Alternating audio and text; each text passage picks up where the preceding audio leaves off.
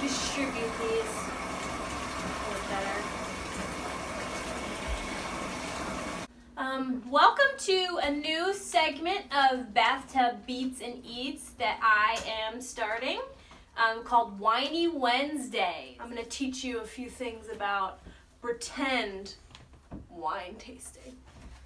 So one thing that I know about pretending like you know more about wine than you do is that there's something called legs, not these kind of legs.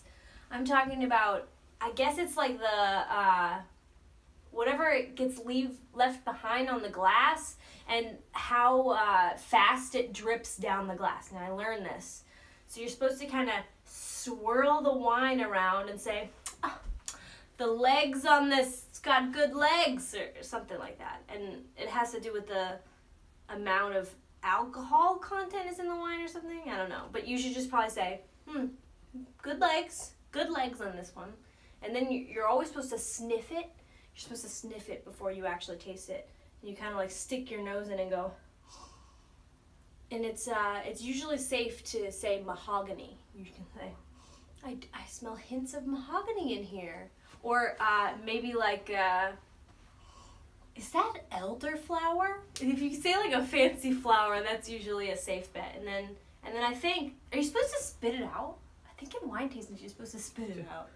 Go like, oh, that's dry.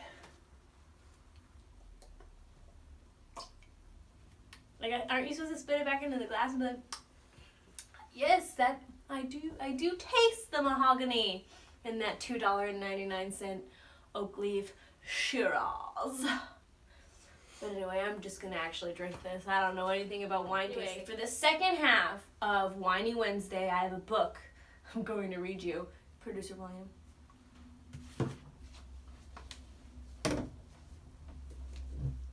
This is a book that I read at the daycare with the kids one time, and as I was flipping through, I said, what the this book is so extra. Like, someone gave it to them. They wrote in cursive, so I can't read it. January of 2015, okay. Dear Bo and Jeffy, the of my favorite book for Christopher and Philip, Moms, the Then Boys. So it starts off pretty tame. It says, a mother held her new baby and very slowly rocked him back and forth, back and forth, back and forth.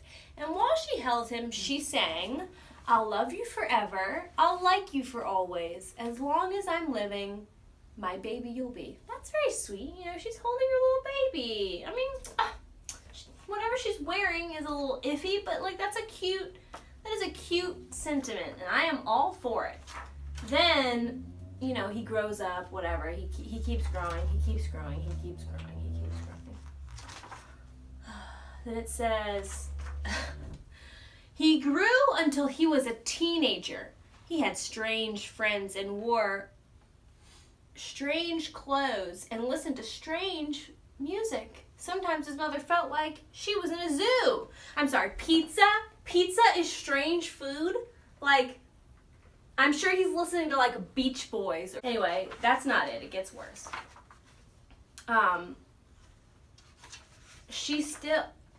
It says, but at nighttime when that teenager was asleep, the mother opened the door to his room, crawled across the floor, and looked up over the side of the bed.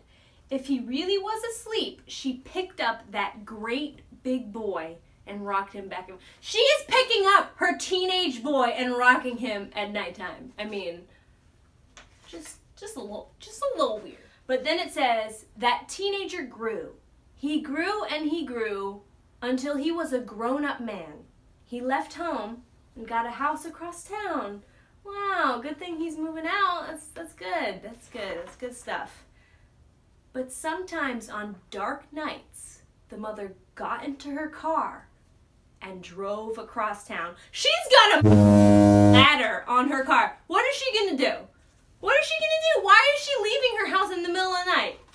I'm not even joking. She breaks into his house. If all the lights in her son's house were out, she opened his bedroom window, crawled across the floor, and looked over the side of the bed. If that great big man was really asleep, she picked him up and rocked him back and forth. Oh my God! She is picking up her grown man-child. She breaks into his house. Look at this. She puts the ladder in his window, breaks into his house, and gets in his room and what is this red towel for on the front of the... Does she chloroform him so he doesn't wake up in the middle of the night? Why is she breaking into her son? She's got some problems, this lady. Look at that! What the hell? This is a terrible book. This is creepy. Please do not do this to your child. What the hell? And then in the end, she dies, and he rocks her back and forth.